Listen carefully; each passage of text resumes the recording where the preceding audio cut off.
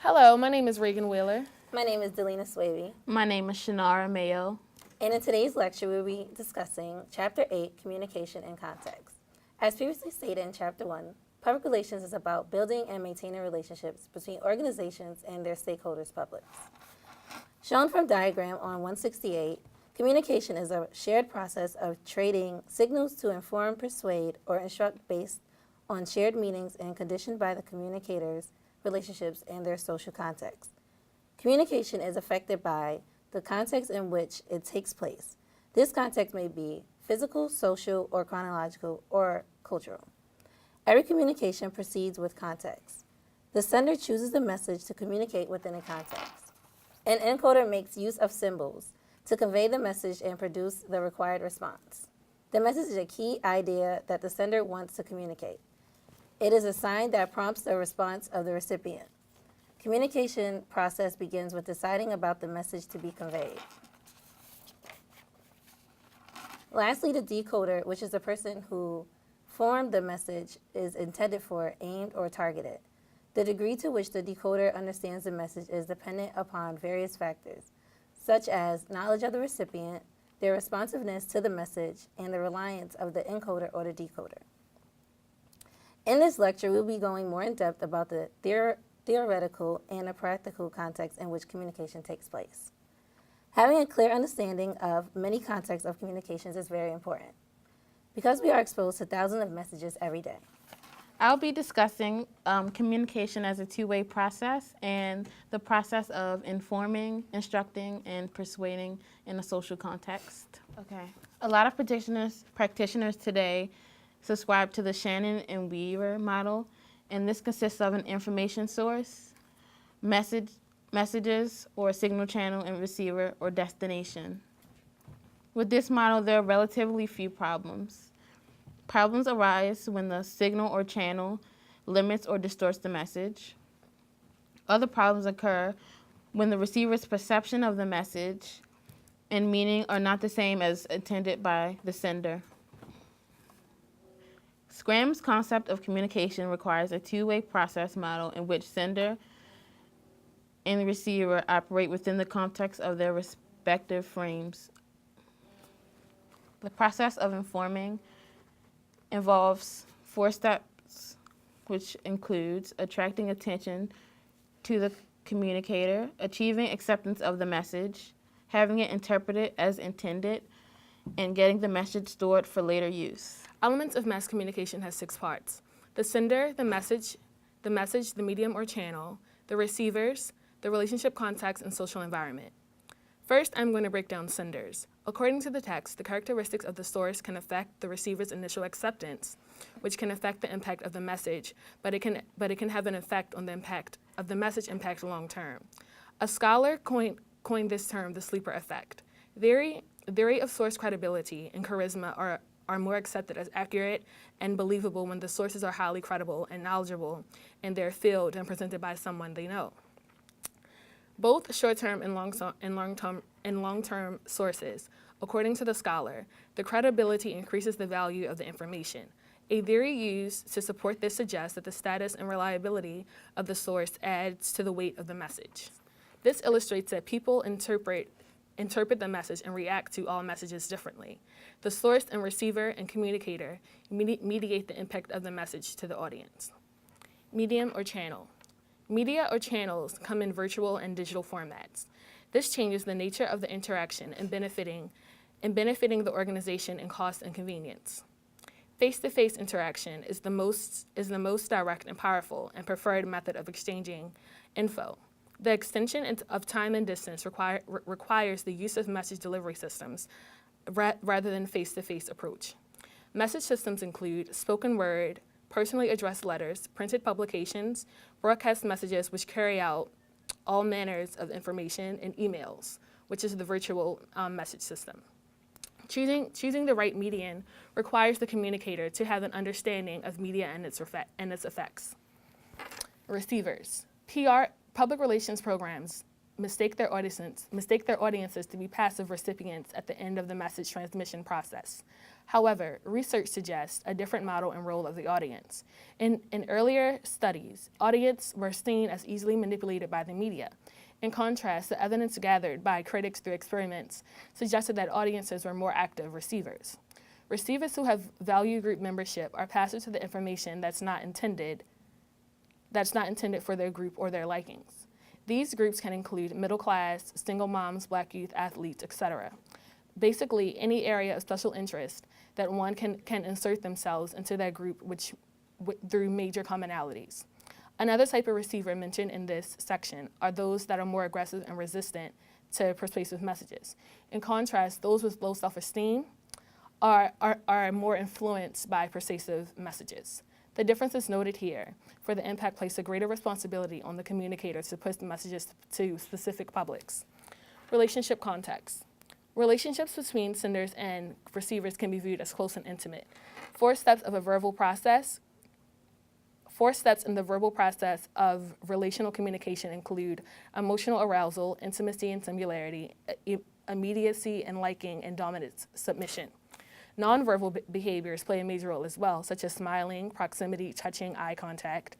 And also, in addition to these, you should take in cultural differences into consideration, because what you might assume to be appropriate may not be appropriate to that culture.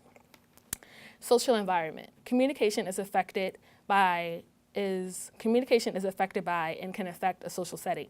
Social systems encompasses families, organizations, and groups, and different kinds of collectives that are both producers and products of communication. Groups in communication rely on the characteristics of their group members, size, purpose, cohesiveness, and etc. for a group decision to be effective. A group decision requires four tasks: developing an accurate assessment of the problem, coming up with shared and thought-out understanding for goals and success, agree on the desired positive outcomes, and agree on negative outcomes. The effectiveness of the group depends on the members' ability to communicate in order to achieve the goal. In brief, communication results from a complex reciprocal process in which communicators try to inform, persuade, and negotiate through the context of their relationship and audience and the social setting. Thank you. Hi, my name is Sharmini Thomas. The segment of Chapter 8 I will be covering today is based on the public opinion. One function of PR is managing public opinion. Glenn Broom and Bailing Shah, authors of Cutlip and Center's Effective Public Relations, define public opinion as collective behavior, the societal process of forming, expressing, and adjusting ideas that affect collective behavior in situations. In layman's terms, this means public opinion is how individuals collectively perceive an organization, individual, or situation, and this may in turn change the behavior in certain situations. Public opinion is a hard job for public relations practitioners because media forms the public's opinion.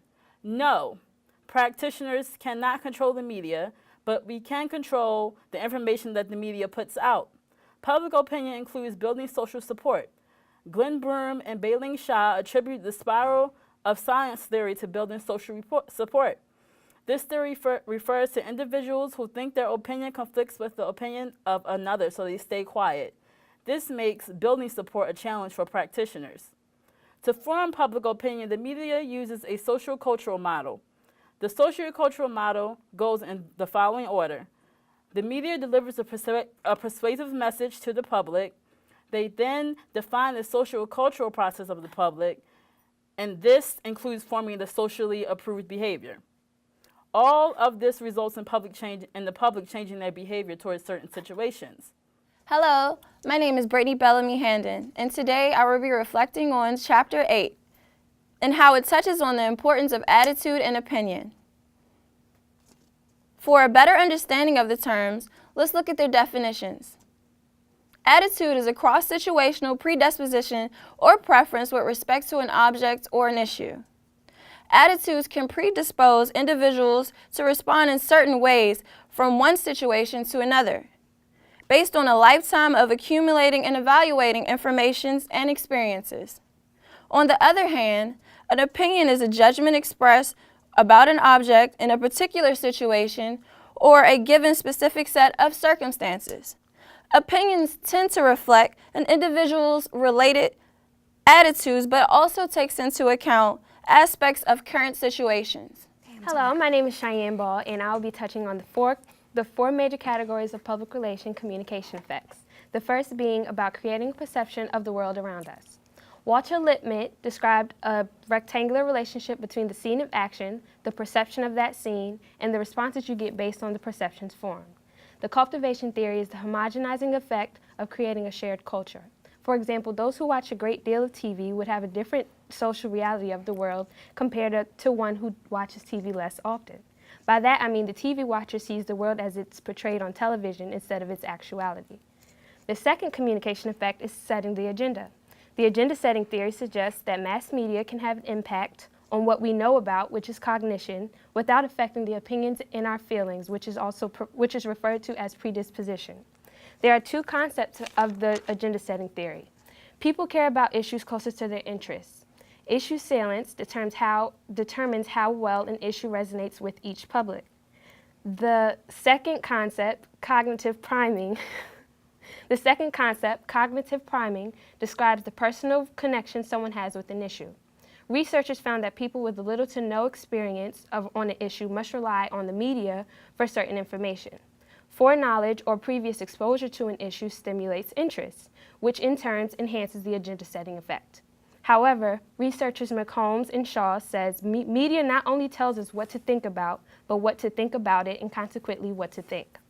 The third category of communication effects refers to the diffusion of information and innovation theory. This theory identifies an opinion leader as the key to the diffusion of information and the creation of a new idea. The diffusion and adoption process illustrates how mass communication interacts in social systems and social change. Lastly is the spiral of silence theory, which is also known as the silent majority. It says that people tend to remain silent when they feel that their views are in opposition to the majority view on a subject. The spiral effect activates due to the fear generated in the minority opinion holder, hence the minority opinion is never voiced. Mass media is usually dictating the majority opinion. Thank you. Hi, my name is Alexis Keith, and today we'll be talking about co-orientational consensus. Co-orientational consensus is a comparison of two states within a public, the actual situation and the perceived situation. There are four active types of co-orientational consensus. Monolithic consensus, which is when people do agree, but people would say they agree. False consensus, people disagree, but if you ask them, they say they agree. Pluralistic ignorance, when people really do agree, but if you ask them, they would say the public is divided. And dissensus, when people disagree and they know they disagree. Hello, my name is John Benson Denny, and I'll follow up the conversation of co-orientational consensus, and I'll be talking about the model. The model of co-orientational consensus model includes 8 different segments. First one is issues, the org's view of the issue, public view of the issue, agreements, which can be yes or no, org's assessment of public views, which can be accurate or not, the public view of the org's view, which can be accurate or not, or the accuracy of the assessment, or the congruency. And together, the 4 types in the model helps define the 3 PR problems. Number 1, diagnostic. It identifies the problem in the relationship. Number 2, helps prioritize what problems to target. And number 3, use over time helps measure change between orgs and the public. Thank you so much for tuning in to Group 2's Chapter 8 review, and have a great day. Thank you. Bye.